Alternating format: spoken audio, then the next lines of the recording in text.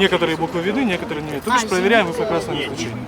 Сегодня вход на территорию пограничного управления ФСБ свободен. В честь 90-летнего юбилея организовали День открытых дверей. В гостях у пограничников ученики Владикавказских школ. Перед ребятами весь арсенал современного оружия, системы слежения и боевая техника. Можно не только посмотреть и слушать, но и трогать, прицеливаться и даже управлять настоящим БТР. Мне кажется, ребята, они должны знать, что на территории республики функционирует пограничное управление, несут службу пограничники, потому что нельзя забывать, что практически около 80% состава пограничного управления – это выходцы из республики Северная Осетия, Алания, то есть это их отцы, братья, родственники. Подобный день открытых дверей проходит не только в пограничном управлении, но и непосредственно в подразделениях. Ну, конечно, может быть, не в таком масштабе, но, тем не менее, там тоже наши сотрудники постараются показать все, что можно.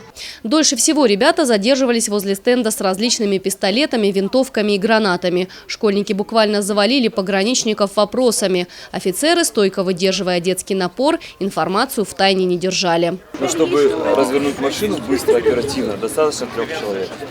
То есть машина встала, где-то в течение часа уже будет спутник-канал уже есть, все будет развернуто, все будет работать.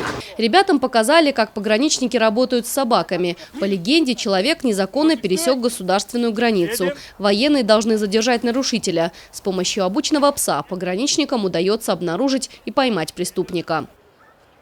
Мы приехали посмотреть на всякие пушки и бронетехнику. Мне больше всего понравились БТРы. Правда, что меня смутило, это в большом БТРе, что из башни ничего не видно практически. Я увидел, как собака шла и нюхала, а там потом какой-то дядя в сером шел, она на него побежала и бросилась. Напоследок показательное выступление по рукопашному бою, силовые приемы, обезоруживание преступника. Все, что нужно пограничникам. Ребята с воодушевлением смотрели на людей в форме. Многие признались, что в будущем готовы пополнить ряды офицеров. Елена Черенкова, Борис Сопоев, Осетия ТВ.